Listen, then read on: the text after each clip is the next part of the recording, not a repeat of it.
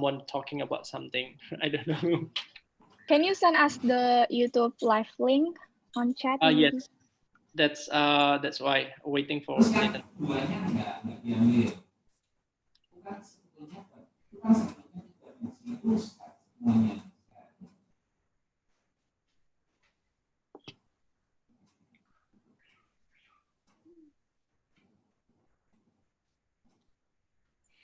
Yeah, All right, it's live. It's on live right now. Right. Do I send to Jay? I can send to Tanya and Jay.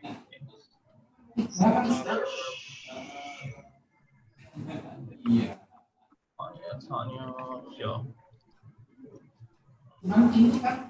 Okay, thank you.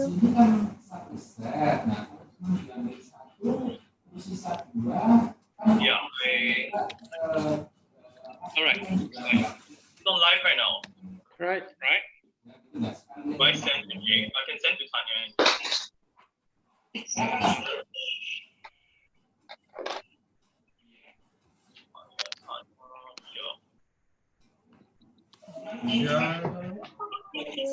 So we can turn on the screen.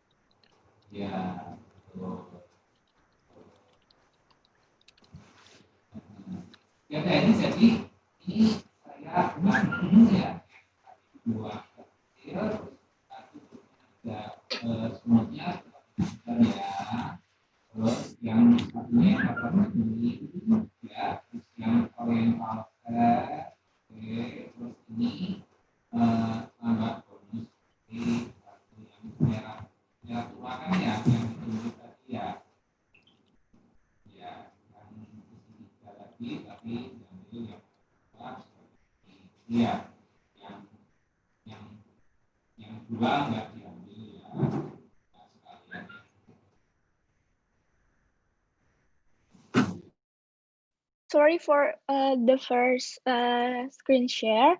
It's gonna be Carissa profile. Wait.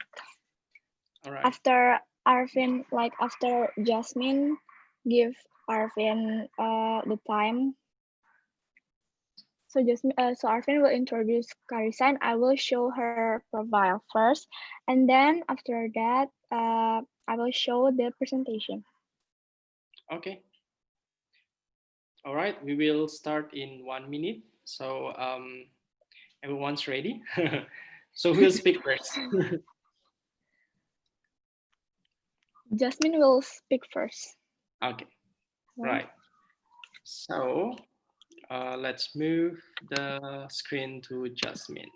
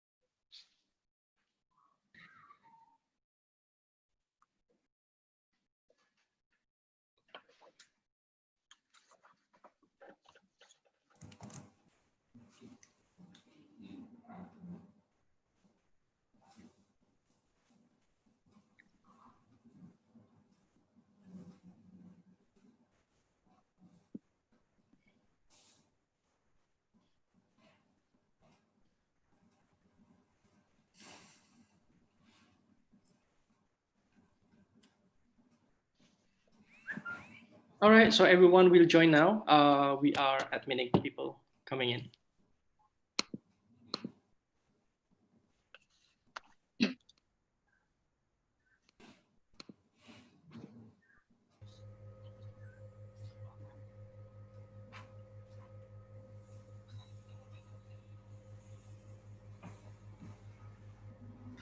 All right, so Jasmine, the floor is yours.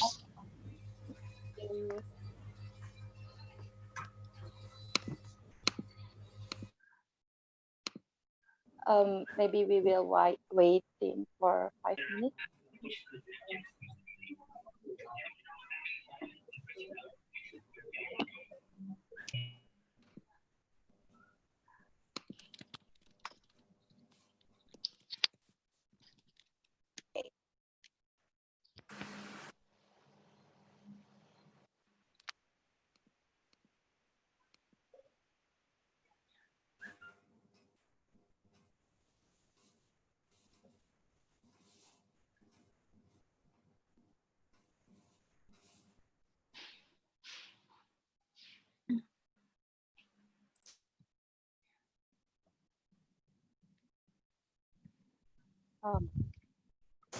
Hello. Yes. Okay, so we can start now. Yes, we can start now, please. Assalamualaikum warahmatullahi wabarakatuh. Good afternoon, everyone. It is my pleasure to welcome you to international webinar Edu Pandemic, which topic education in the midst COVID-19 pandemic. For your information, this webinar was organized by the ASEAN Youth Organization Ambassador Group 5. So let me introduce ourselves. My name is Jasmine Tasmara. Jasmine, And I think we can start now. Jasmine. Already start before. Can you hear my voice? Hello? Yes. My name is Sakina Rahmiatul Jannah. Okay. For those of you who don't know us, we are member of the ambassador at ASEAN Youth Organization. We will be your master of ceremony on this webinar today. And it's such an honor to welcome you to here in this event. Okay. In this lovely moment, I would like to say welcome to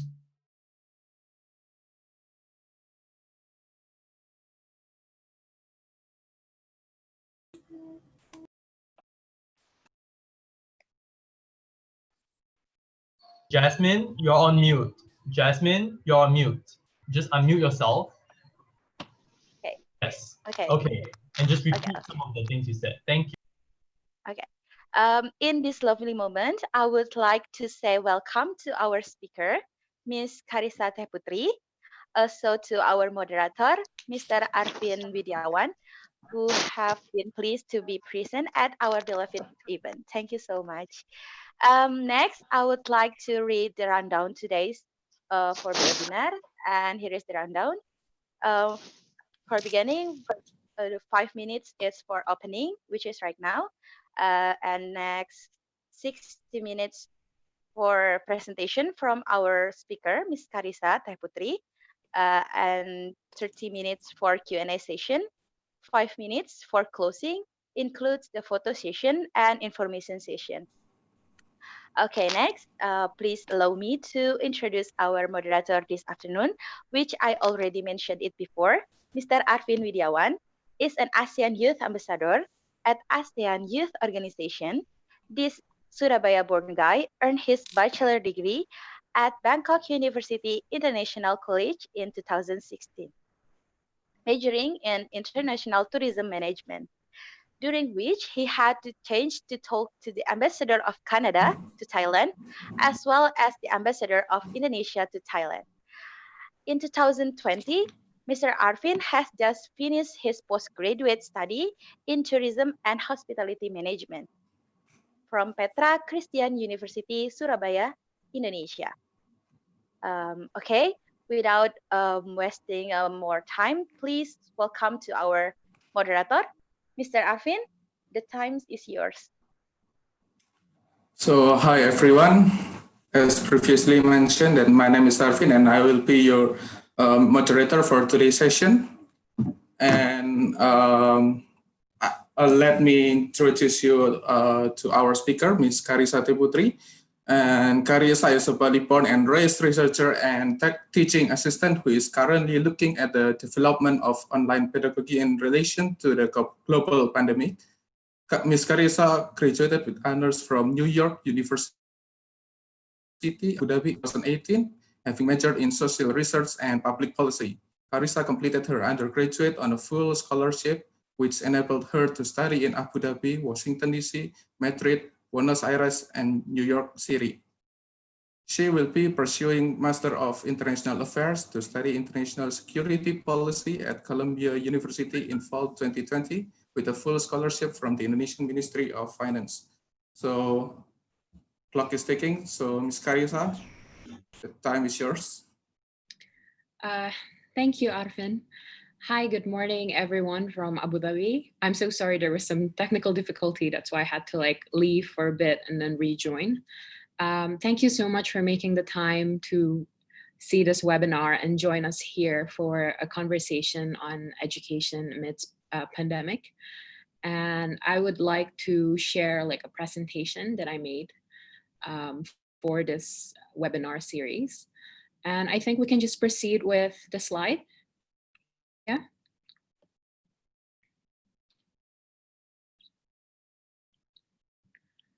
Okay. So, good morning from Abu Dhabi, everyone. Once again, thank you very much for making the time to attend this webinar. It is truly an honor for me to share my ongoing qualitative research and opinion on the issue of COVID-19 and education to all of you today. I think it is necessary for me to make a disclaimer that, first of all, what I'm sharing with you is not in any means a conclusive research, meaning research on this topic of education during COVID-19 are ongoing as we speak, since we are only approaching around third month of school closures, and we need more time to quantify the real effect of pandemic on education. Second of all, what I'm about to share with you are the accumulation of information that I gathered from international resources such as the ILO, WHO, UNICEF, and several op-ed articles that are written by faculty members themselves who are affected by the pandemic. I also gathered some input through several online meetings and webinars that I attended as a part of my job as a researcher, from providers such as Harvard Business Program and Economist Intelligence Unit. And lastly, I would like to re-emphasize that, again, these are not by any means conclusive research, and I am approaching this with an open mind. So feel free to offer clarification, or if I happen to say something wrong, I am open to learn from any of you. Okay, so enough disclaimer, and I think we can begin the presentation. So next slide, please.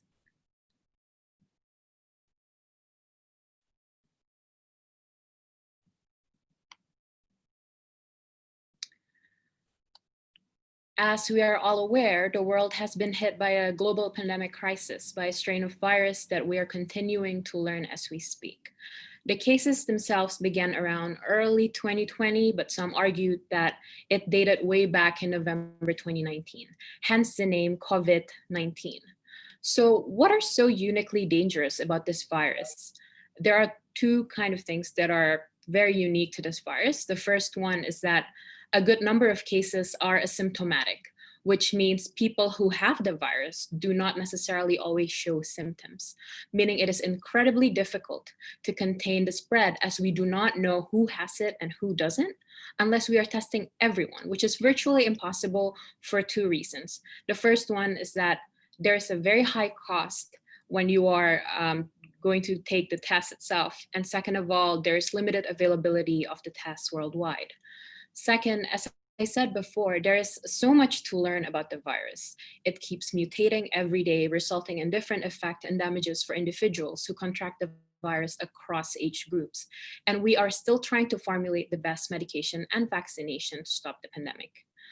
To understand the magnitude of the problem, I present to you a world map here on the screen showing the virus spread as per June 21st. This is the courtesy of European Center for Disease Prevention and Control. So it's the CDC for Europe.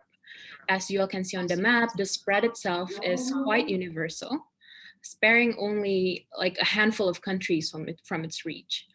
On the right side of the screen, you can see two tables from the WHO that shows figures of COVID-19 cases worldwide and also per region that are 3 days apart. And it shows quite a significant difference.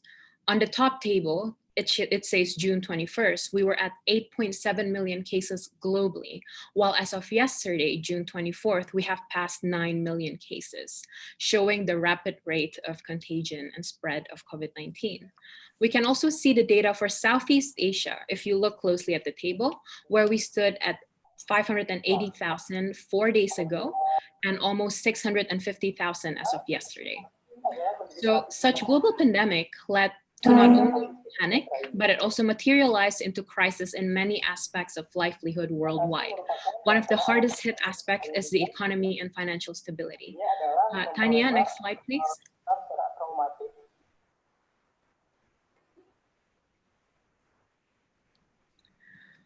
Okay, so a new report from the ILO, International Labor Organization, suggests that more than 1 in 6 young people worldwide has stopped working since the start of COVID-19 pandemic, while the rest have seen their working hours cut by almost a quarter or even more. I honestly struggled to find charts that could show how devastating COVID-19 has been for pretty much everyone financially. But these two charts show two things. So the one on the left shows the percentage of people globally who live in places where they were either required or recommended to not go to work because of the workplace closure. So what does this mean? When workplaces are closed, very few are privileged enough to keep their job or their full salary. Actually, a good chunk of people were either put on unpaid leave, had to endure salary decrease, or as the chart on the right shows, are terminated and therefore unemployed. So on the right, you can see figures from 5 major countries, although the data is not very updated as it only shows, I think, up to March, if you look at the chart. But even then, you can see quite a stark increase of unemployment if you compare it from the point of January 2020 up to March 2020. You see like a spike, except for I think Germany, which is like quite stable. So in such a short time, there were quite a spike in unemployment. And it only shows the 5 countries that arguably have better coping mechanisms compared to the rest of the world. Next slide, please.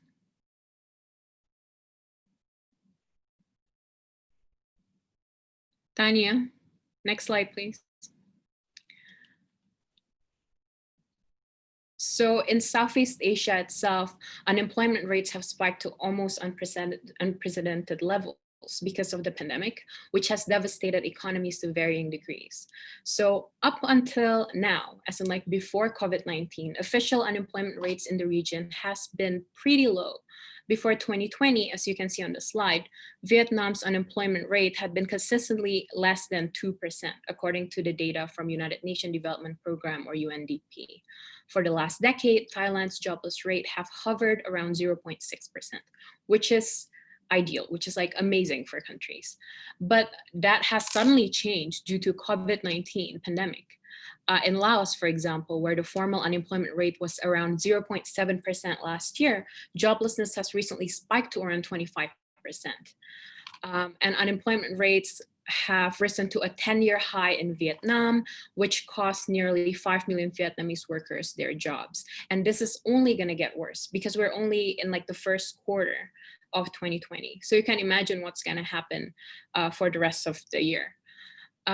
Meanwhile, in Thailand, they're projected to suffer the most because they rely a lot on their tourism industry. And as you all know, this is one of the hardest hit industry when we're speaking about pandemic. People are implementing travel ban. People are not allowed to leave or get into another country. So this is projected to end up in like around 25% unemployment rate if the economic crisis lasts for several more months. So yes, this ILO report shows these numbers, but we also need to understand that when it comes to Southeast Asia, if you think the number itself is bad, it's nothing. As in, most of Southeast Asian people are actually employed in non-formal sectors, which means if they get unemployed, if they're put on unpaid leave, they're not gonna show in these unemployment rates. Do you get what I mean? Like more than half of Southeast Asian people are actually being employed on a daily basis. They're basically living hand to mouth. If they don't go out today, they can't eat. There's no income whatsoever. So the reality itself is quite bad. And I think most of us know how harshly this has impacted us economically in Southeast Asia. I'm sure left and right, you've heard of stories of friends, of family members who have lost their job or at least have less income due to the pandemic. If I may share, in my family currently, because I'm from Bali, I'm born and raised in Bali, and we rely heavily on tourism, which is a major GDP donator kind of for like Southeast Asia. I think in 2019, tourism industry brought around 393 billion US dollar in GDP for Southeast Asian countries. So in my family currently, I'm the only one who has a job. My mom, my uncles, my aunts, they're put on like unpaid leave because obviously the industry is barely there. Like there is very little income when it comes to the tourism industry. So yeah, like hold on to this thought. There's a reason why I'm talking now about financial aspect of COVID-19 when I'm supposed to talk about education, because I believe that the two are pretty much interlinked. Can we move to the next slide, please? Okay, so another field that is harshly impacted is obviously education. So governments around the world have temporarily closed educational institutions to contain the spread of COVID-19 pandemic. And this decision has impacted more than 91% of the world's student population, which amounts to around 1.4 billion students that are resulting for 144 countrywide closure and localized closure cases. So overnight, schools were shut, learning was shifted online for places that were lucky enough to have the infrastructures, the internet connection, the device. Meanwhile, for the rest of them who are not as lucky, schools are shut without any clear substitute, leaving millions of students out of school, which will result in a significant lag in their education. Next slide, please. Tanya, next slide, please. Okay, a good example for this possible problem is if we take a look at the Southeast Asia region. With easily over 150 million population in school age, a significant number of the Southeast Asia population are hit by the pandemic through its effect in education. So a major problem with the pandemic, social distancing, and school closures lies in the fact that most of Southeast Asian nations are not equipped for a sufficient online learning experience. Forget having like a fun, engaging online pedagogy, right? We're still facing serious problems when it comes to digital divide in the region. What does digital divide mean? It means we're talking about uneven distribution in the case of access, the use of, or the impact of information and communication technologies in the region. So as you can see on the slide, I put some figures. Only 3 countries in the Southeast Asian nation that has more than 80% of internet penetration, which are Singapore, Malaysia, and Brunei. Meanwhile, Indonesia stands at 56%. Thailand, Myanmar, and Vietnam respectively stand at 57, 39, and 38%. If you think these numbers are bad, let's not forget that these internet penetration mostly resemble those of mobile connection, right? It's the one that are on your phone.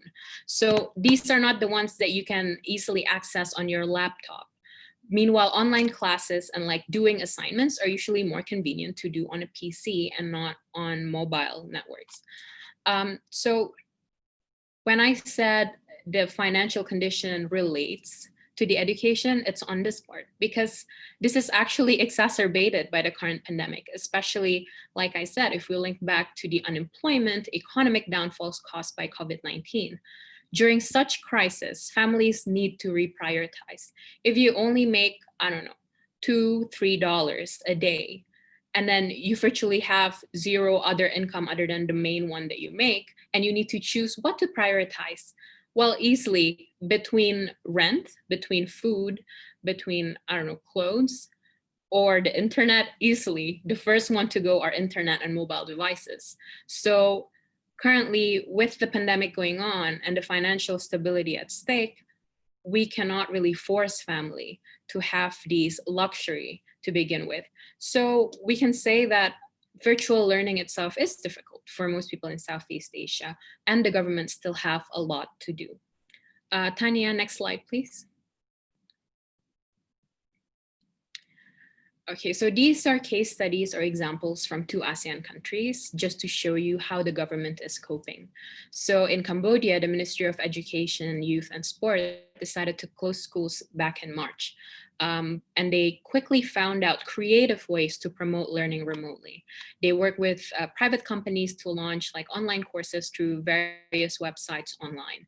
I think this could be, I wouldn't say like a model, but it could be a good example, because they do post it on the ministry's Facebook pages, for example, in which it's easier for you to access compared to having to Zoom with your professor. Meanwhile, in Indonesia, at least 60 million students are affected by the pandemic. The latest update actually shows around last week that the Ministry of Education are planning to reopen schools in green zone. Although this is still subject to review, and I personally think it's very dangerous to do so, because obviously you need to take certain measures in order to make sure that people are not going to get the virus very easily. They need to wear masks, they need to do social distancing. But if we're talking about kindergarten or like elementary school students, have you seen kids with masks? Like they're going to touch their face. Even adults do that a lot. So I think it's dangerous, especially having a lot of people in such like a close space. And other than that, even if this works, it means it's only going to be fixing the fate of 6% students in Indonesia. The rest of them, 94% of them, their fate will still be unknown. I personally have 2 siblings. I have a sister who's currently a sophomore in Universitas Brawijaya, and a brother who's a 5th grader. And what I learned from their online learning experience is that Indonesia does not really have a blanket policy as to what schools are supposed to do. Our government pretty much gives authority to each institution to do what they can, like in their power. So as for my sister, she's in college right now, and she had to move back to Bali because of the COVID-19 pandemic, and it's not safe for her to be in Malang. She has to do Zoom webinar with the professor, like pretty much every day, like during the class session. And we are very fortunate that we can get her a laptop and we can actually have internet connection at home. But sadly and unfortunately, this is not the case for many Indonesians out there. So what happened if they don't have laptop, if they don't have internet? Are they just gonna halt their study? You know? And then as for my 5th grader brother, I learned that his daily classes are substituted with watching educational program at TVRI, which is like a national television channel in Indonesia. But then it's only around 2 hours a day, 3 hours a day, which I don't think is sufficient in substitute to the 8-to-1 daily classes that he actually got. So yeah, in a certain way, like Indonesian students are getting this online learning or like virtual learning. So now let's talk about the pros and cons of online learning. Tanya, next slide, please.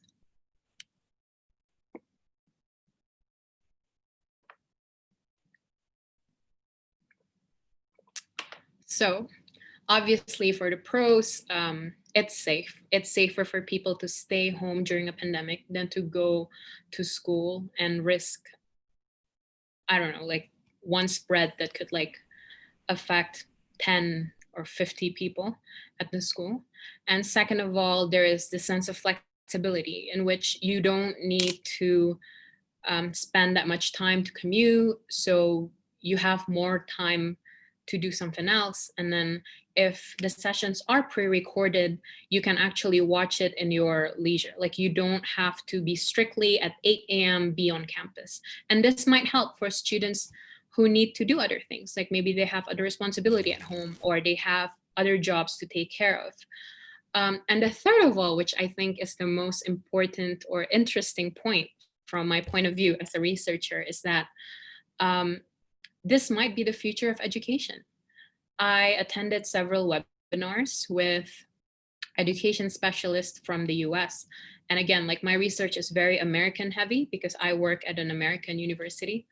But they're saying maybe online learning is the future of learning after all, because at least in the United States, what happened is that the price of going to college is extremely hefty. So it's incredibly expensive for people to go to college. So maybe if we incorporate some of the online learning into the system, it might lower the price, therefore making college a more accessible item for our generation, you know, without them having to be in millions of, well, not millions, but like hundreds of thousands of dollars of debt.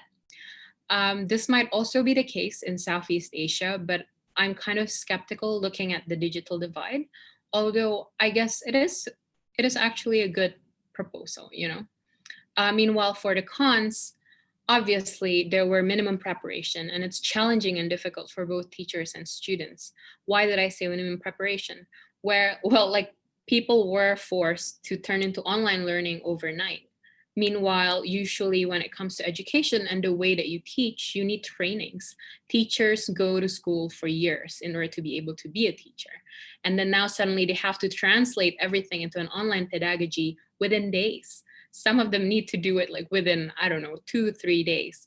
In the US, they had spring break.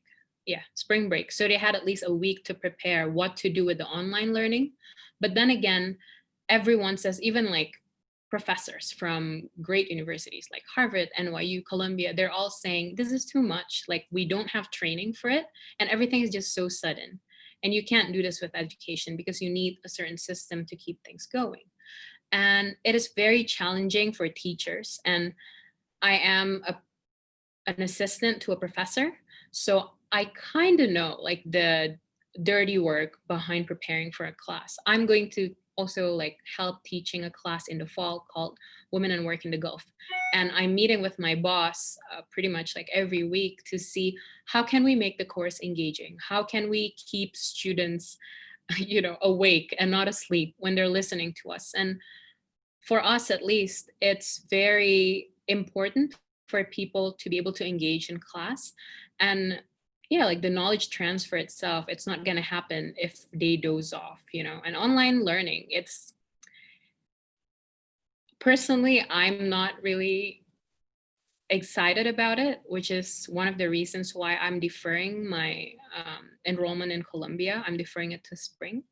And I can relate to most students who feel like, why bother like studying if you are only doing like an online thing? Like you just tune into your laptop and then that's it, right?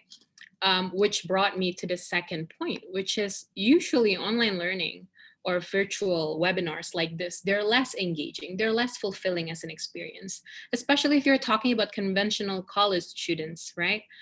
Even like elementary school, high school students, they go to school not only for the learning itself. They're not only there for the knowledge, they're there for a more holistic experience. They make friendships, you meet, you know, your best friends. Some people fall in love, like they want to fall in love on campus or something like that. And, you know, you travel with your friends and you create all these bonds. And honestly, looking back at my 4 years at NYU, I learned so much more from my interaction in class than from reading the reading assignment itself. And the campus really made the experience. So I do sympathize with students who have to go through let's say the last semester in college online, because that's a lot, you know, like it's a place and it's a time to make a lot of memories. And obviously the third cons to online learning is the digital divide itself. It really highlights inequality among students. It's easy for a professor to say, okay, like I'll see you in Zoom on Thursday at 8 a.m. But what about people who don't have internet connection? My house, like up until I think this year, because my sister needs it for online learning, we never had Wi-Fi. If I had assignments, I either go to Warnet, which is an internet cafe, or I would go to McDonald's close to my house to like use their free Wi-Fi. This is the reality for most Indonesian household. We don't, Wi-Fi is a luxury. Like not everyone has it. Maybe it changed nowadays, because I haven't been home for a while. And other than that, when it comes to device, if you have 3 kids and you either don't have any laptop or you only have one and they have simultaneous class, what are you going to do? Like it's going to be extremely difficult to navigate around these factors. So I kind of came up with several like recommendations. Like if I could speak to the government, what would I propose? So Tanya, next slide, please. So first of all, it would be ideal for governments to prepare for action plans and pedagogy in case of a crisis, such as pandemic outbreak or natural disaster. Because I feel like with COVID-19, apparently scientists have said pandemic is inevitable. Sooner or later, we're gonna have one. So I think it's a bit reckless for us to only see short-term projection of what education should be like. And government should actually allocate resources to think of plan B, C, and D, so that we are not using students as guinea pig and we just keep putting them in like different experiments that are impromptu and are not good enough for their education. Because education is forever. It is an investment for students all across the world. That's something that's gonna build who they are, and that's gonna help them seek for employment at the end of the day. So it would be great, it would be ideal for government to prepare these action plans in case of pandemic and something else. Second of all, of course, like we need to minimize the digital divide. It would be ideal for Southeast Asian government to increase internet penetration in rural areas. You can use like remote satellite. You may provide subsidy to schools so they have Wi-Fi and students can go and at least have internet connection at school.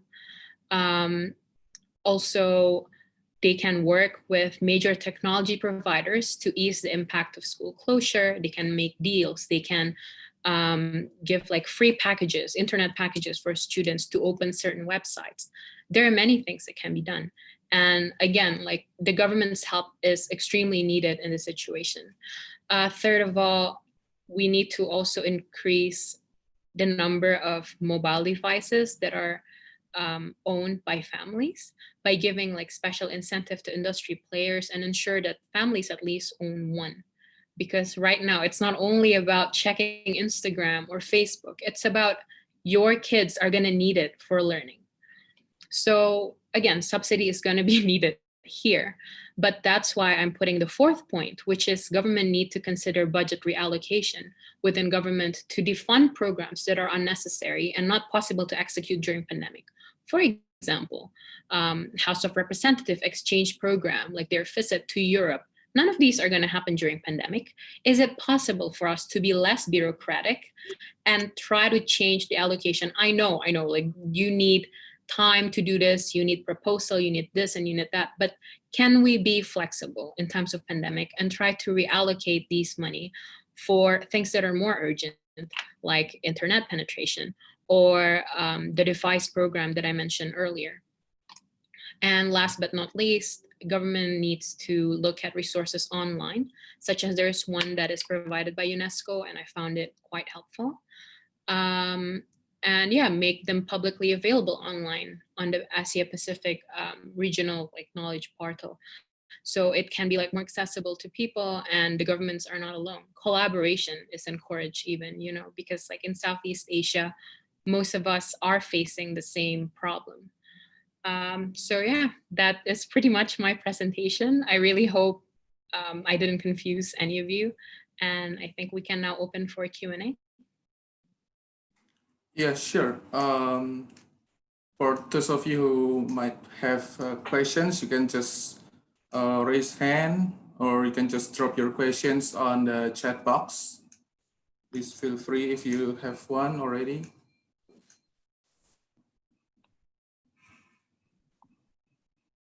All right, so if maybe, wait.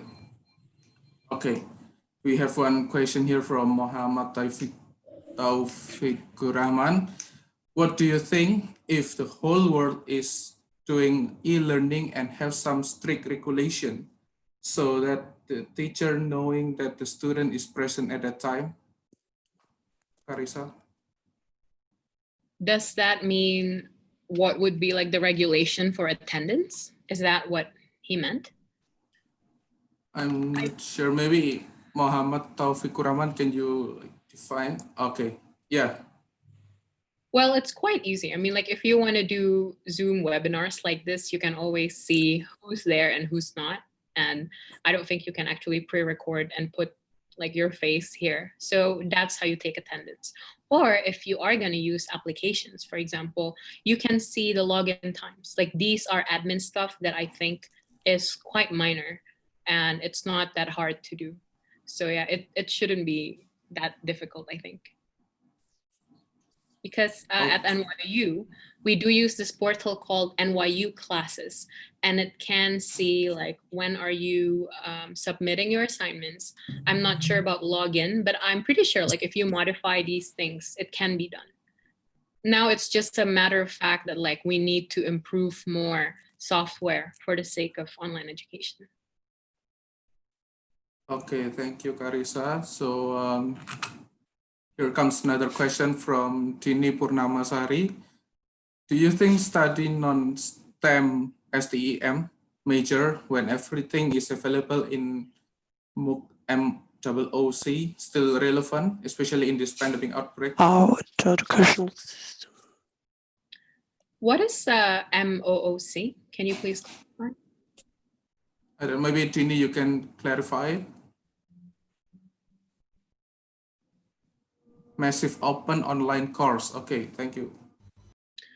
So I think coming from an Asian family, there's always this indication that like, oh, if you're a non-STEM major, then what's the point of studying? Because you can actually Google everything online, right? But no, I think even in the times of pandemic outbreak and the fact that you are doing online learning, getting a degree in non-STEM is still beneficial and it's still necessary. Because it would be entirely different saying, oh, I have a degree in social research and public policy compared to, you know, like I know several stuff, or like I have taken online courses here without any certain certification or like degree that comes with it. And honestly, I think I'm a social science person myself, and the kind of training that you get is very different compared to what you can get without taking the degree itself. And then what else? Yeah, basically, I still think it's relevant to take a non-STEM major or to study that field even during pandemic. Like regardless, even if you compare it with like online learning, it would be much harder for STEM students to conduct their learning because they have a lot of practice. They need a lot of labs. They need a lot of pretty much physical interactions. Meanwhile, I think there's less impact on online learning for non-STEM students because the knowledge transfer is usually through dialogue like this. So that's my answer. So here comes another question from Adolfo. Maybe you can unmute yourself, Adolfo. Yeah, thanks, dear host, first for the invitation to this webinar. I'm so happy to be here. Okay, I have a question. Can you listen to me? Yeah. Yes, we can. Okay. How the educational systems will recover this last month, because as you know, a lot of people is not studying now, and in the future, how the educational systems will recover this this last month of education. It is my question. Thanks. So if I may clarify, you're asking how do I think the education system is going to make up for the lost months for the past couple of months? Is that Yes, yes, because as you know, a lot of students are losing these months because, for example, here in Mexico, a lot of people don't have access to internet as well. So they are losing these months, and in the next year that will start in August, for example, a lot of students will not have knowledge in some aspects like math or like other subjects because they are not studying now. Other students can, because as you know, the difference of the people in the world is like a lot of people have internet and a lot of people don't have internet. So how do you think that the government will take action here? Thanks. Muchísimas gracias, Adolfo, por tu pregunta. Mi mejor amiga es de Mexico, so I'm very delighted that you're joining us. I think the way that the education system is going to make up for this is that it's going to require a lot of flexibility. Obviously, the way professors are going to grade students, the way they're going to give deadline extension and stuff have to be different. And I was actually attending a webinar about this yesterday, and the speaker was saying we need to like forgive and give space for the students to make up for these lost months. So say if you're right now on track in high school, we need to like modify basically the semesters in order to let those like lost months to be caught up in the next semester.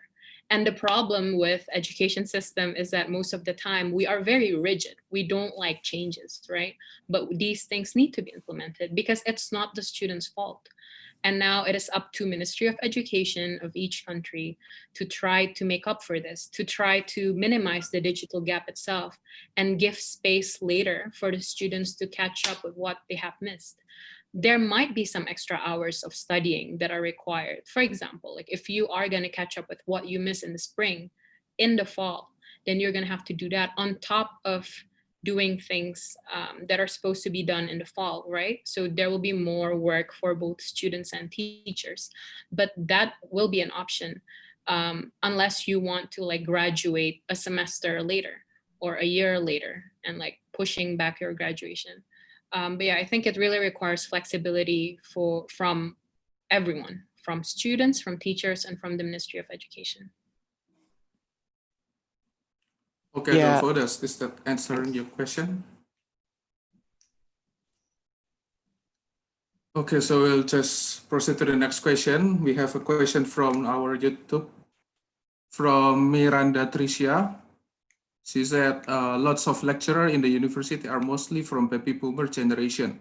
And do you have any suggestion on how they should adapt into this new online regulation? I would assume that when you say baby boomer generation, it means that these professors are less advanced when it comes to technology compared to our generation. If that's the case, I think training would always work.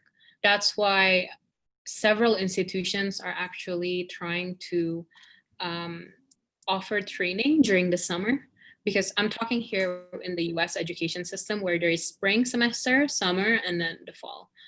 During summer, where most students are at home and they're not taking classes, they are taking the time to train the teachers. Because, you know, like it or not, if you don't know how to operate Zoom, you can't teach to begin with. And now this is something essential. And if anything, if you look at it this way, like it's a good investment, because even though they're baby boomers generation, they're still going to have like 10, 15 years of career as a teacher. And they need to keep up with how Generation Z, with how the millennials are dealing with technology. And again, like this might even help them find ways to make learning itself more interactive. It's more fun, you know, because if you're only going to like sit here and talk monotonously for 3 hours, people are going to daze off. People are not going to love learning as much as they want to, you know. And it's obviously completely different from being in a classroom where you can like talk to your friend and then there are like group projects and this and that. So I think it's worth investing in training the older professors in order to help them to navigate around the technology itself. And it might even help with making the learning situation more fun. Okay, so And here comes another question from Shafira Yulistia. She is asking for your suggestion or your recommendation for lecturers and teachers in this pandemic. So she asks, what should they do to prevent and make the online classes more interactive? Because as the college students, I agree with you that lecturer and teachers do not have much preparation to material, and also the lecturer only give much assessment than rather than teaching the material. Thank you. Okay, so what I found out is that each professor has their own style of teaching, but I think it would be extremely helpful for professors to be as passionate as and like as invested in teaching as the students are when it comes to learning. So we need to let go of this traditional mindset pretty much that like at least in Asia, like teachers are more rigid, like they don't really explore many ways of teaching. It's mostly like lecture, assignment, exam, that's it. Meanwhile, I think it would help if you ask students to speak, right? If you ask students to interact more, if you make the teaching itself to be more of a discussion based and not just throw assessments or like assignments to students. I also try to help with my professors' preparation for next fall, and I found there are several like free online resources which gives alternatives to like what can you do to make the online learning itself more interactive and more exciting for students. For example, you can create a debate on Zoom. So people are speaking, people are constantly thinking, and they're not just watching someone speak for 3 hours. You know, you can also make like a two truths and a lie. And then ask the students to guess. So a lot of like game and like more playful interaction to make it more fun. You can also translate learning not only through lectures like this, but you can also recommend movies for students to watch or videos. So it is still learning, but it's more fun. You know, so it's just a matter of utilizing the kind of resources or the kind of different ways that you have to approach your students. All right, so I hope that answers your question, Shafira. And we have someone who raised their hands, Yan Adeko. Would you say your questions?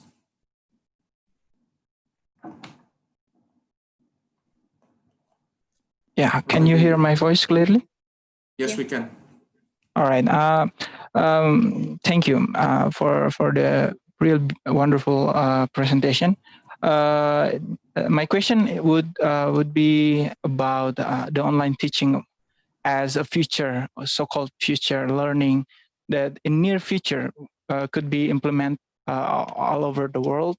And my question would be, while online teaching would be helpful in the term of cost that most likely would be reduced compared to old teaching method, in this case face-to-face method, wouldn't it also reduce income of the teacher and the school staff, and it would also reduce school funds, and in result would makes it harder for the school office to maintain itself?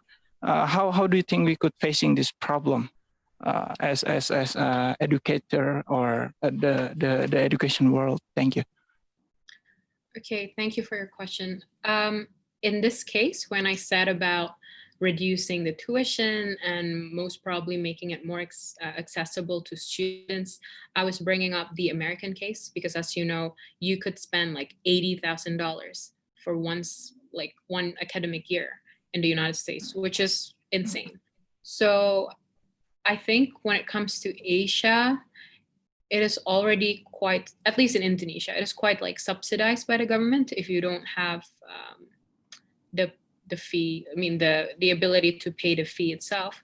But either way, it's really not about austerity, like how can you like press down the tuition fee. It's not through austerity, but more about reallocating the kind of money that you have. Okay, you might have less money, but for example, in the United States, there are many like allocation for excessive buildings or renovation that the university doesn't need.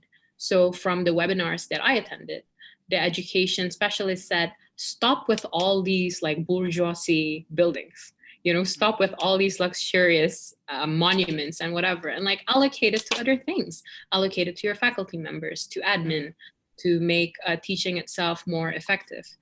And as for like Asia, I don't know like how much it's gonna affect the tuition fee itself, because I think if you go to like a public university, the fee is quite affordable. And if you can't afford it, then the government usually have some subsidy program for it. But that's definitely something to be thought of. Like when we are implementing something, it's not always going to be the same, right? Because I was talking from an American context, and now when you bring it to an Asian context, obviously like the salary of admin, of teachers are going to be in question. But I would say even if that was the case, you should never cut the salary of a teacher. I think teachers are severely underpaid everywhere, and you want them to take care of so many students, and it's just it's a lot of responsibility. So if there needs to be an austerity, maybe you can cut on other programs, but not on these essentials. All right. Thank you very much. You're welcome. Okay, there is another question from Krishna Partide. She's asking, do you think that e-learning will affect the character of the children, especially kindergarten students, because they no longer socialize as usual? So will it be a good or bad to the? I mean, we are all hoping that the pandemic is going to stop very soon, right? Like we don't want our students or like our kids to stay at home and keep learning from a monitor, because humans are social beings and we do learn so much more with our friends than we are from classes and lectures. So again, like there's this optimism that this is going to end very soon and people can actually return to class. But even then, even if you are going to like implement e-learning, I would say in the future, we are not going to implement it 100%. There will be times when you have field trips, when you have certain kind of project, when you need to meet with your friends. Because like it or not, we're all going to keep working around people and we're going to function around people. So it's going to be extremely important for us to get used to the social interaction. And as for whether or not it's going to affect them mentally, definitely.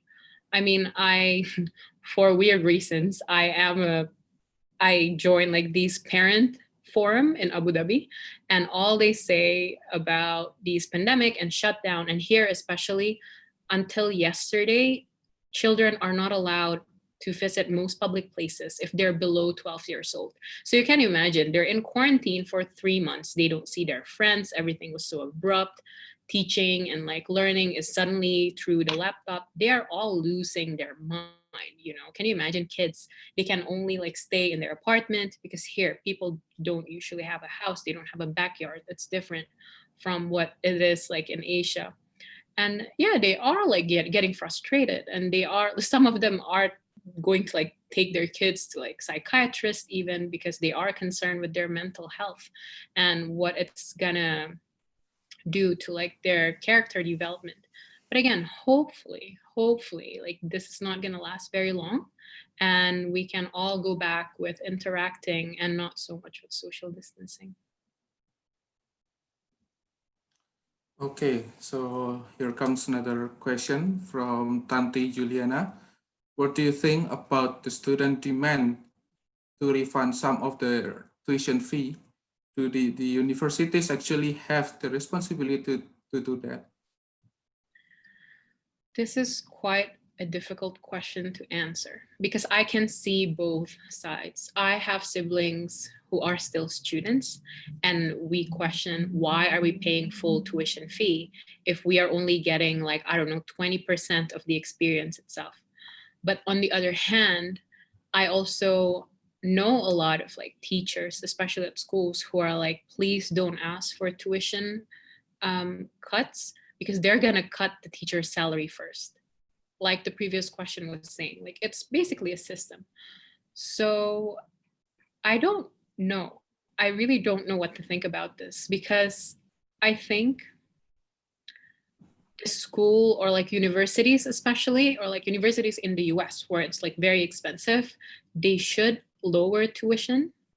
I think also like Harvard Law School students just raised a petition for the university to reduce their tuition because obviously it's just too expensive. But in that case, like when it's like extremely expensive and there's a lot of money, I'd say it is justifiable.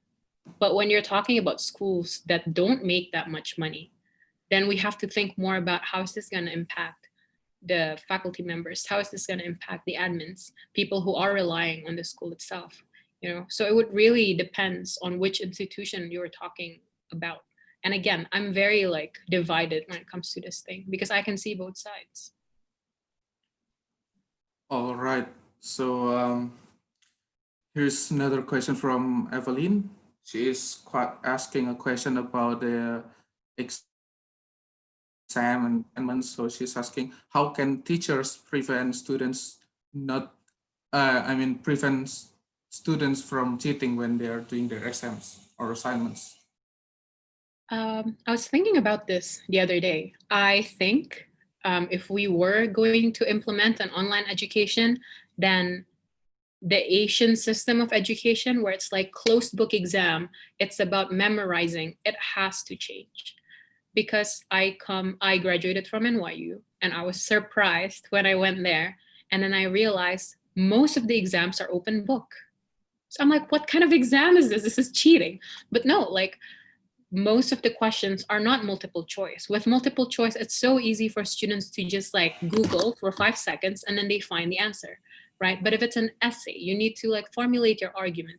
You can even look at your notes. It's hard. Like I've done that. It took me days to like submit my essays and like give a more comprehensive answer to show my knowledge, to show that I actually learned, that I read my reading assignments.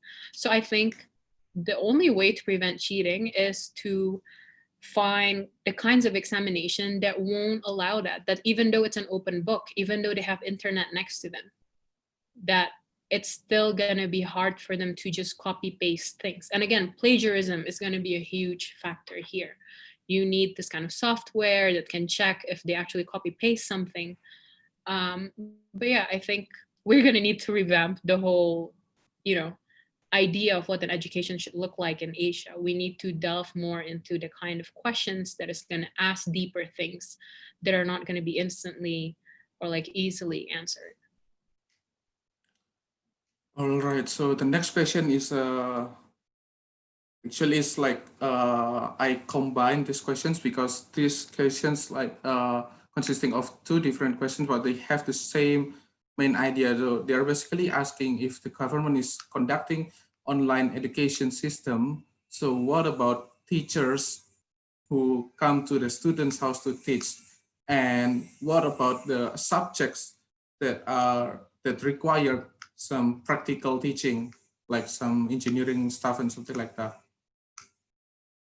Okay, so to clarify the first question, you mean it's like the extra course that you pay for and then the teacher comes to the house? Is it that one? If the teaching is delivered by online, then will it help if the teachers go to the students' house, something like this? And what about the subjects that require some practical? Okay, so I'm gonna answer the second question first. As for the ones that require like practical or like you need to be in a lab, for some engineering universities in the United States, they do create online portal to do simulations, which is not gonna be the same as like doing things yourself, but currently that's what they're using. And I'm not sure if like it's gonna cover all kinds of practicum or like all kinds of practice that you need to do in a laboratorium. But I think if you put more time into crafting the software, it's possible. It's not gonna be the same. And if it's not during pandemic, even like online universities, they do still allow lab time for students to meet in person. So it's usually the knowledge transfer or like the lecture that's conducted online and they still see each other for laboratory meeting or something. But now in times of pandemic, we have no choice but to use the websites and the softwares. As for the first question, like, would it help if the teachers come to students' house? Yes, just in case if the students do not have the internet access, something like this, I guess. But then it would if it's in the middle of a pandemic, it would defeat the purpose of social distancing to begin with, don't you think? Like, we Yes, are putting kids at home so they don't interact with other people and be exposed to the virus. So now if the solution is to bring teachers to houses, what's the risk of contagion? Like, it's gonna be too risky, I think. And yeah, for now, maybe if they can like practice social distancing, it could be a solution, but then it's more work for the teacher. No, how many students do they have in a classroom? 26. If say 13 don't have internet connection, are they gonna attend every single of the 13 houses? And then like that's gonna increase the pandemic, the virus spread like chance on the teacher, and it's quite complicated during a pandemic. I still think it's better for the government to intervene and provide subsidy to, enhance internet penetration and provide devices for families who are in need. Okay. So we have a question from Nisar Masari. What about the major that needs practical learning like biology in online learning, because many college students do not understand the material if they do not practice it directly or face-to-face? Do you have any recommendation? I think this is the same question as the previous one about like what happened to laboratory work and stuff like that. We would have to rely on the university and the government to work together and create softwares or websites where they conduct a certain kind of simulation where students can do this like practice, the biology practice, like online and through websites. And I know it sounds bad and like it's comparatively not as good as doing it yourself, but that would be an option for a pandemic. But now the question is the government going to do it? Do we have the budget? Yeah, we have the budget. Are they going to allocate it for these things? We need to raise these questions to the government, I think, because this is easily forgotten, right? When they think of students, they just think of students. They don't think of this one might need something. This one might need something different. So yeah, unfortunately, it's going to have to rely on the softwares and online practicum. Okay, so we have one question here that I personally think is interesting from Alana Letedara. She is curious to know if you have any personal experience for final year college students in preparing for their thesis defense, because we also need to bear in mind about mental health concern having every single process done online. So I was very lucky that obviously I wasn't doing online courses during my senior year. It was back in 2018. I feel so old. My thesis was about the radicalization of British Muslims, and I got the funding to fly myself to the United Kingdom to talk to ex-ISIS and ex-Al-Qaeda members and some ex-Taliban member, conduct the interview myself, and then write the whole thesis within like 9 months. I think it's gonna be completely different. For me, it was such a personal experience because I love it. I think I was like one of the few people who actually love their thesis, and I really love it. It was like my baby. But I was also very privileged, like in a way that I didn't have to do everything online and I could do the interview myself. So I own it. It's my project. It's my baby. So now I think the tips would be, you really need to be passionate about your topic. I know not all universities will allow you to do it, but try to fall in love with it. And it sounds very cliche, but like if you really like what you're writing, you're going to be more passionate and like you will be more excited about it. And that's going to help a lot in writing, when you're doing lit review, when you're doing the thesis defense yourself. And like, you need to know it inside and out, you know? As for the mental health side, that's very tricky. because I know like currently the mental health issues on the rise, because during quarantine we are constrained in such tight spaces, sometimes with people that we don't like or family members that we are not getting along with. I think it's very important for senior year students to take breaks and be kind to themselves and know, okay, I've done enough, you know, like I need to take this break right now, and I won't think about my thesis for a couple of days and then I'll go back again. And actually, this is just a general advice. I found it very important for me when I was writing my thesis to take breaks from it, because if I read it every day, most of the time the words jumble and they don't sound like anything. And I'm like, what is this? Like, I don't even know what I'm saying. Like, none of the things I said make sense.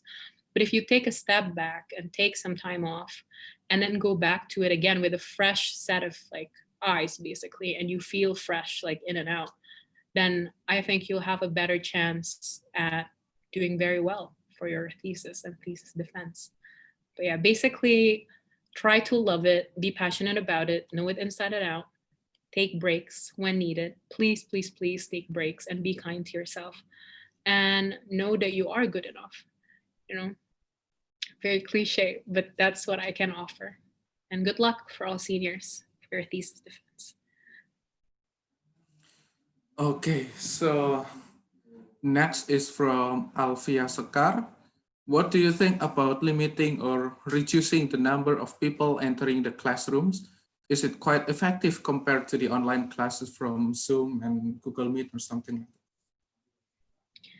It might be from a perspective of public health, right? Because say you have like a medium-sized classroom, and instead of putting 40 students, you put 10, and they could, I don't think that's feasible. I really don't think it's feasible, because what we need to be 2 meters apart from each other, first of all. So how many students are going to fit in the usual classroom? I don't think it's logistically possible.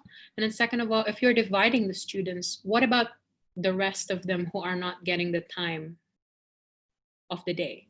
Are you going to circulate them? This means more work for the teacher. Do you think it's going to lead to like a more efficient learning if the teacher is tired and they're overworked? And how can you make sure that all students are receiving like the same kind of knowledge transfer?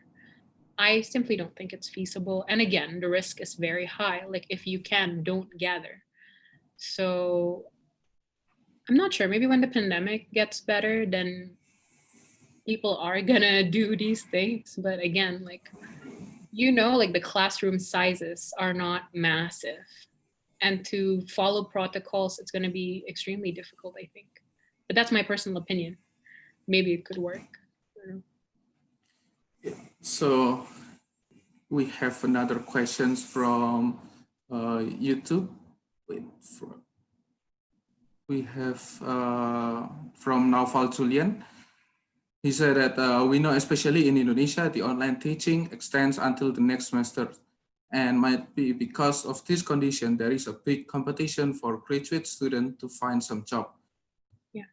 And he want to ask, what should young people prepare for the new normal era in terms of skills, adaptations, and whatever else, something else? This is going to be very bleak and very harsh, but it's going to be difficult. It's going to be, okay, finding job itself is already difficult. And then now you add pandemic into it, financial crisis. From what I know, a lot of companies are doing hiring freeze. They're not hiring new people. If anything, they're cutting their employers off, like they're terminating a lot of people. So the first skill to have would be resilient. So you need to have, you know, the strength and the power to like keep trying and fill in a lot of applications and send CVs to so many companies and shoot your shot. Like, you'll never know what's going to happen, but I'm going to tell you the truth, and it's going to be that it's going to be hard, because a lot of companies are doing austerity. They are not having a lot of job offers. They have a lot of hiring freeze. So it's going to be extremely difficult. As for the kind of like other skills that you may have that's like useful, I think doing things digitally is going to help, like data analysis or like research or things that don't require you to be in the physical space.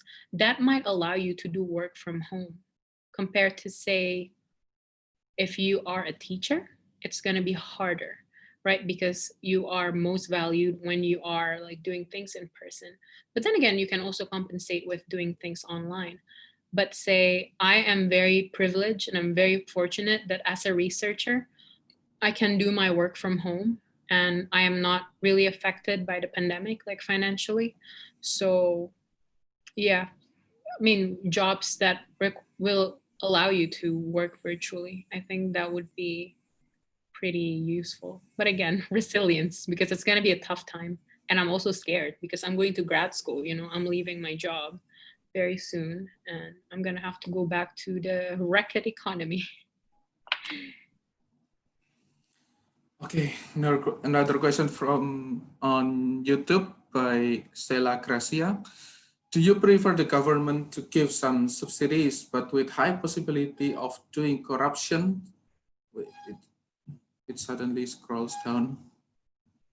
But with high possibility of doing corruption, or the government just make a regulation just like the Ministry of Education already gave, and the parties freedom to decide whatever they want? I think these two are separate things because you can still give regulation, but nevertheless, you're going to need the subsidy. Like it or not, we're going to need more internet connection. We're going to need more devices if you really want to execute online learning in countries, especially countries with great digital divide like Indonesia, Thailand, Laos, Myanmar. So it's not about choosing A or B. I think it's more about doing both simultaneously. And I don't think we should fear, oh, let's not do this because the government is corrupt. If that's our mindset, we're not going to be able to execute anything because that's the nature of a lot of government. Like try to find a non-corrupt government. It's incredibly hard. And it would be the task of KPK, so like the anti-corruption committee, to make sure that these things are not going to happen. We need more check and balance because regardless, like I said, we need the subsidy. I believe that we need more internet penetration. We need more digital devices. And we can't rely on the father or the mother of the family to buy it themselves because we are struggling. People are struggling to eat, let alone to buy a laptop. So that's my thought. So this is another question from Alana. She is following up to Nauval's questions from YouTube. How effective do you think doing online classes, for example, like LinkedIn class, and attending webinars in adding value to our personal CV in regards to hunting jobs? I personally think now that it's the pandemic time and everyone is pretty much doing the same thing, like webinars and this and that, people are putting more value into these because it shows that during quarantine, you're doing something productive, that you are actually putting time into developing your skill and growing more instead of napping like me or baking cakes, which is also a good thing to do. But like if you do these like online classes and put it on your CV, I think currently companies are going to look at it with more worth, you know, because that is the common way of studying now. It's not only about going to take courses at an institute in person. So this is a good equivalent. And yeah, I would definitely suggest and like recommend for all of you to like do webinars. Especially I think like there are certain places that offers you like e-certificate or even licenses. You can learn how to code, you can learn about philosophy, you can learn about I was learning Portuguese because I had nothing to do. So yeah, like why not? Like these are gonna be a skill nevertheless. And again, like I said, during times of pandemic, I think they have more worth. All right, so another question from Ninda. I'd like to ask if it is still possible to do online learning effectively, even if the government already increased infrastructure needed. since in my opinion, infrastructure is not the only thing that is crucial, but also students and teachers' ability to effectively utilize the internet itself. And it definitely needs a lot of effort to educate those in rural areas where they're exposed to the internet. Okay, thank you for your question. I don't think they're mutually exclusive. If anything, they're steps by steps that like you need to take one after the other, right? Once you have infrastructure, you put training so that people can utilize the technology wisely. And then you try to find out how to make the classroom more engaging, how to make like a more exciting online pedagogy. So I think these are step by step, and you shouldn't take one in order to like complete the other. You do get what I mean? Like infrastructure is needed, you also need training, and like it or not, it's an investment. Are you just gonna leave teachers and students not being able to utilize technology when in fact currently you really need to know how to navigate around Microsoft Word? You even need to know how to code nowadays. Like that's a very valuable skill to have. So why not? You're not only teaching them how to function when it comes to online learning, this is also a good investment for their future. And why would you leave these people in the dark if you actually have the resources and you have the chance to train them during this pandemic? I think that's my opinion, at least. Okay, we have another question from Adolfo. You have another question? You unmute yourself. Yes, thank you so much. Okay, my question is about the future of the classes. As you know, the globalized school is here. Do you think that the governments should develop action plans to boost the internet access in the world? Because in my opinion, the internet access is a need now in an interconnected world. It is my opinion. Could you repeat your question, please, Adolfo? Yeah. Do you think if this is about the okay? Yeah, I will start again. So can you listen to me? Yeah. Okay. This is about the future of the classes. As you know, the globalized school is here. So do you think that the governments must boost the internet access with action plans, or they must develop action plans to do it? To boost the access of this service, because as you know, um, the internet access is a need now. We're in an interconnected world. So what do you think about it? Yeah, I totally agree with you. Like previously, like a couple of years back, it was more about spreading electricity everywhere, right? Like you're trying to push electricity to rural areas because this is necessity.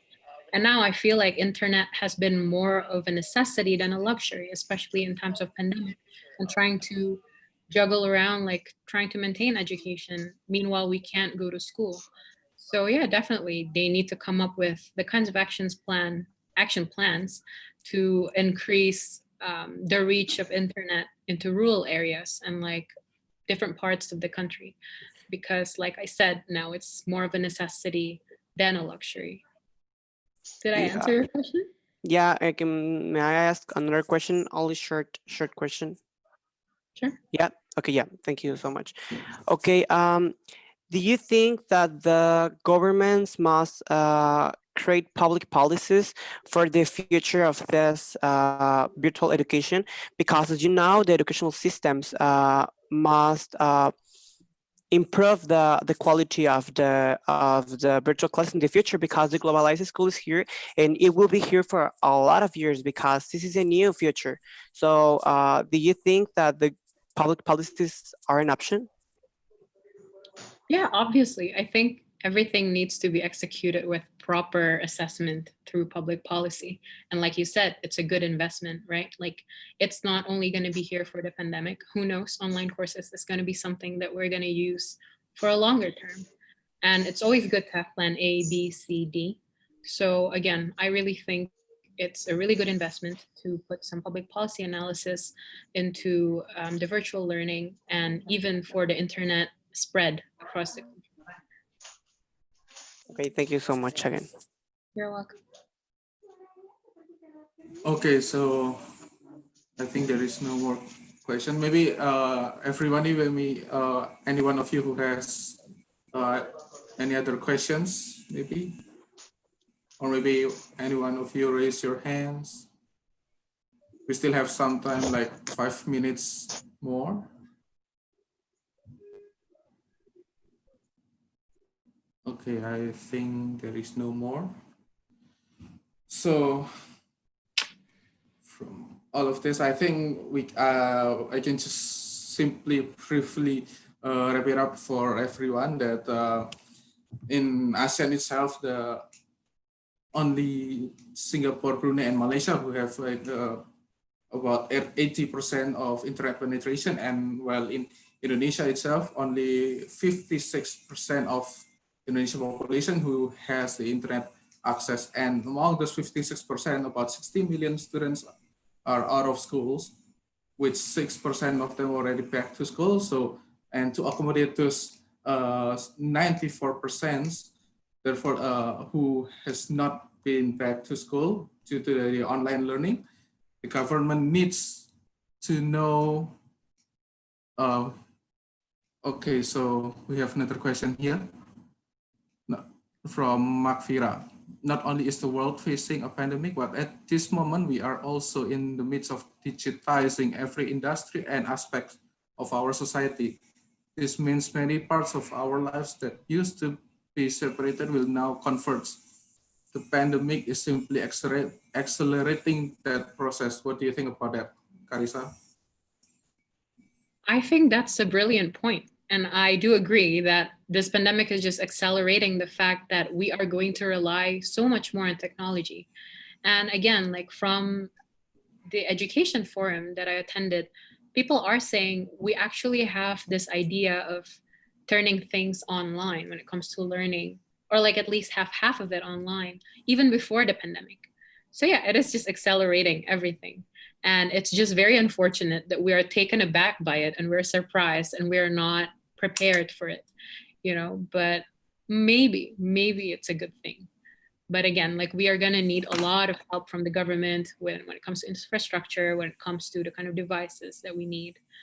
Because without that, we can never actually like function in a digitized world. Like how can you do that if you don't even have enough access to ICT? So yeah, great point. Thank you, Fira. Yeah, I have another question. Do you have time to answer it? I'm sorry. I think we have only 3 minutes, but we have another question It's for a you. So maybe if question. Adolfo, you can just drop us here, and later on we can proceed. I mean, give the answer to you on Okay, thank you by so text. much. Okay, how do you think that the applied sciences will be taught in this virtual classes? Because in my school, the applied sciences are now stopped because the teachers didn't find a way to teach them. So do you think that there will be an alternative to teach applied sciences in the future through virtual classes? Yeah, I think it's possible. I mean, I'm not going to be very knowledgeable about this because I'm a social science person, but for applied sciences, for example, maybe right now this teacher cannot do anything because it's something that suddenly happened. They don't have software to do anything. They might not have the technology to do it. But for example, I still remember my applied science classes, the teacher would explain things on the whiteboard. Maybe there are actually software for whiteboard on like Zoom or like digital platforms. So that could be an option. And like when it comes to practice, like in laboratory, like I said before, there are software that will allow like simulation. It's not going to be the same again, but that could be an alternative or the solution for applied science students. So yeah, that's what I think. Thank you so much again. You're welcome. Okay, we have Calvina Angel raised her hands, maybe. I know she's your sister, maybe. Calvina, you want to say something?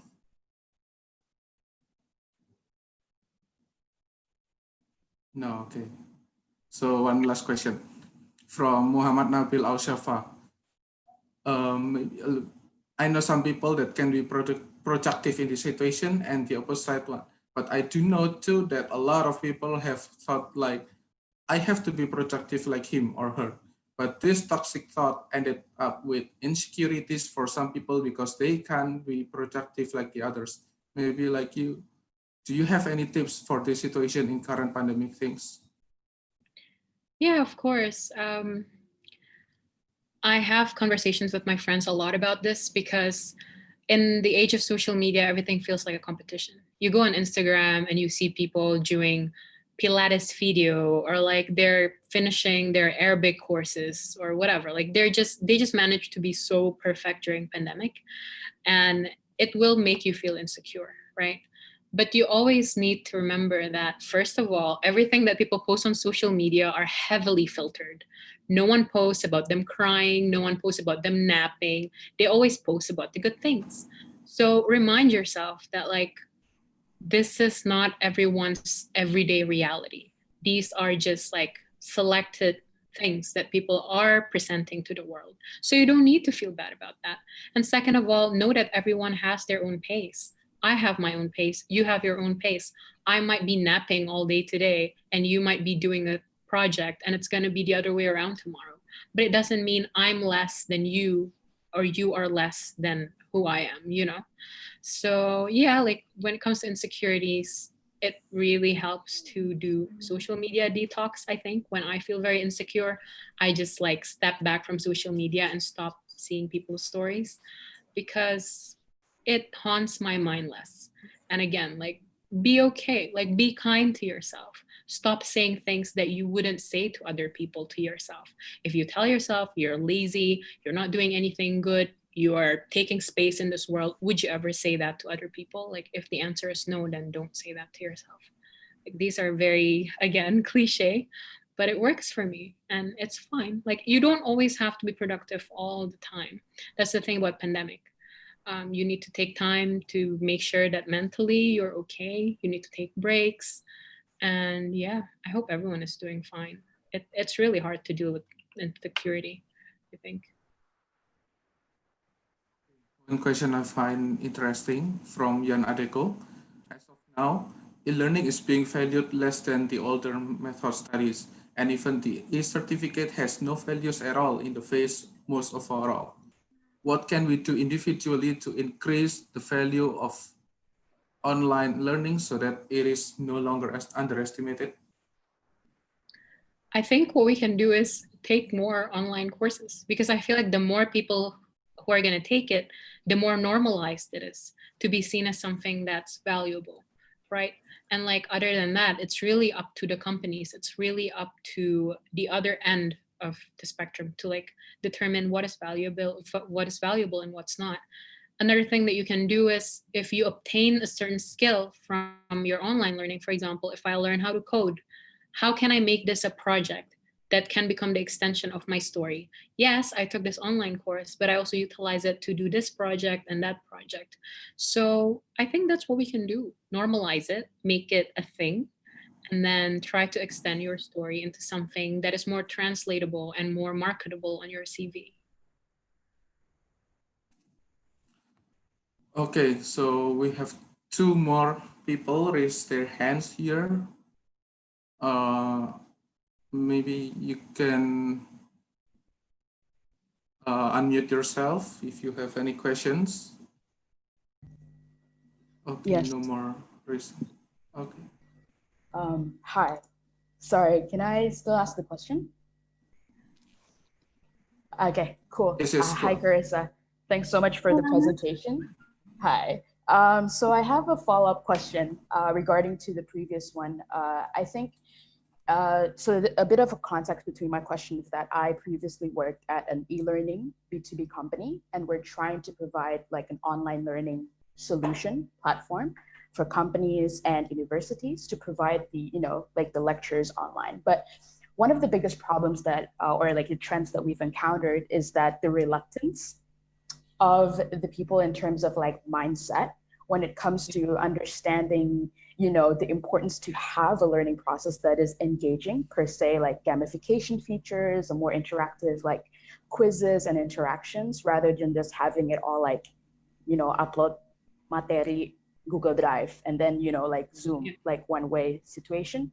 So other than having the, like in terms of transforming and accelerating the digital transformation in Indonesia, understanding that what you mentioned, we are currently like relying more and more into technology, but at the same time, the government also need to put in the internet like facilities and also like the infrastructures. But other than that, how do you think as young people, probably as young people in my age and fresh graduates, how can we try to help change to help to encourage the shifting mindset for more of the like the bosses or like the adult older people within our network, for them to get convinced that like online learning can actually be accelerated, improved, other than what is currently being presented to us, which is understanding that it's an abrupt process, right? But like simply just like how young people could help encourage the older generation to see online learning as something effective. Thanks very much. Thank you for your question. I think this would boil back to like, we have to like it first, because currently I think most young people don't like it and they see it as a burden. And I'm guilty of it. And I'm like, oh, why would I go, to Colombia and do online classes? Like, I'm just going to defer for another semester. We need to change this mindset because, like it or not, we are currently being placed in a situation where we don't have a choice anymore.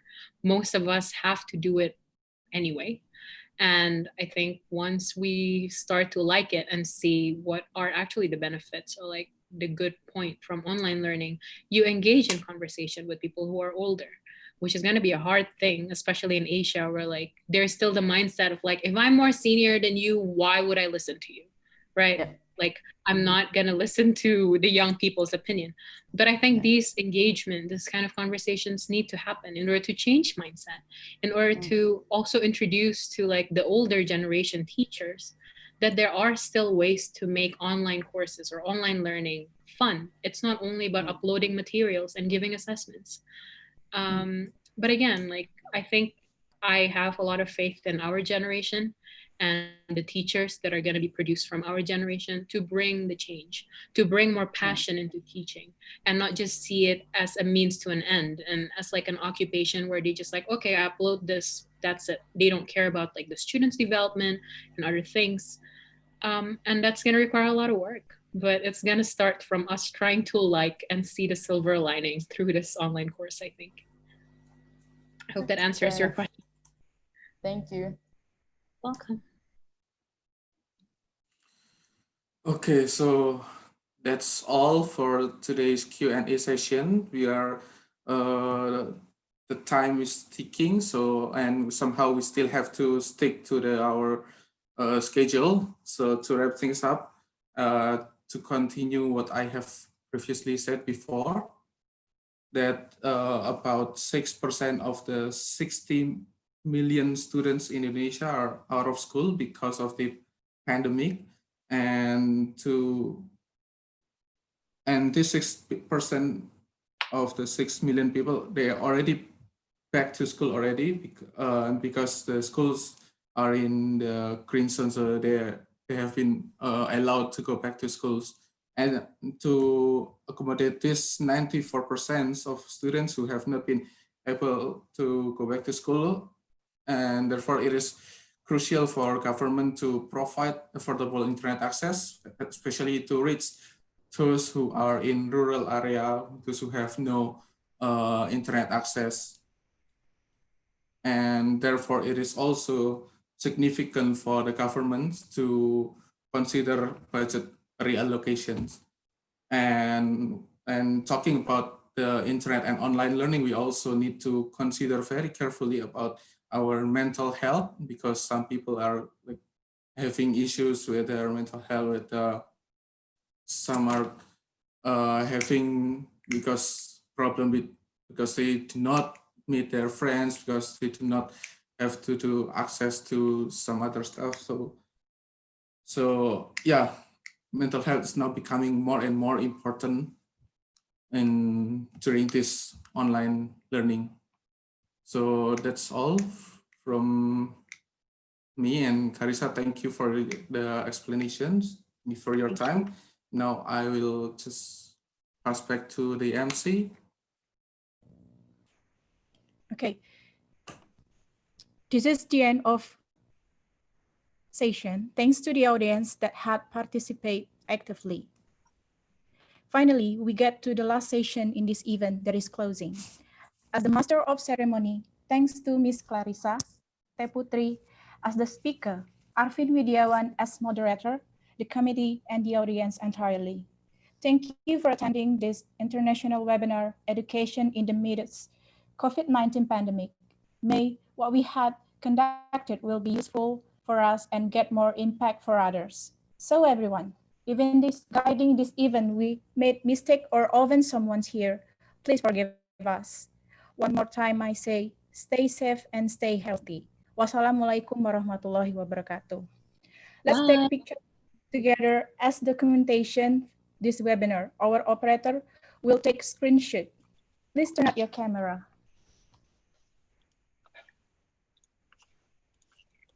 Please turn on your camera, please, because we are going to make a screenshot for this documentation webinar.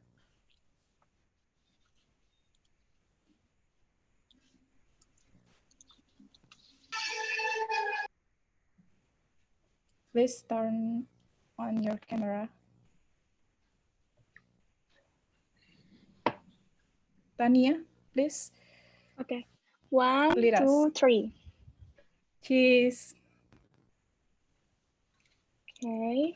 Once more. 1, 2, 3.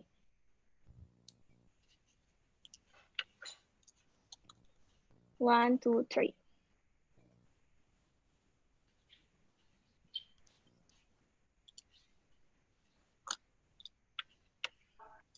Is it enough? 1, 2, 3. There's 9 pages actually.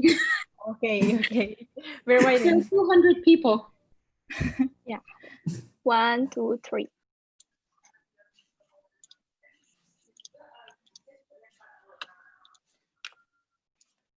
One, two, three. Oh my God. 1, 2, 3. Okay, this is the last page. 1, 2, 3. Okay. Thank you. Thank you so much for everyone. Thank you, Okay. everyone. Please please don't forget to fill the feedback questionnaire to claim your certificate. Link on the bio, or link on the chat. And so don't forget to like Asian Youth Organization Facebook page and subscribe to our YouTube channel. Link on chat. Thank you. Thank you. Don't forget to fill the you. questionnaire. Thank you, everyone. Thank you, everyone.